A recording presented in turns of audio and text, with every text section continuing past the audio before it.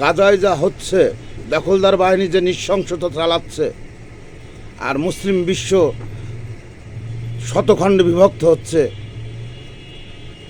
আপনারা পণ্য বর্জন করতেছেন, রাস্তায় মিছিল করতেছেন, এসব দিয়ে কিছুই হবে না ভাই। প্রতিরোধের প্রথম কথাই হচ্ছে আগে জ্ঞান অর্জন করেন।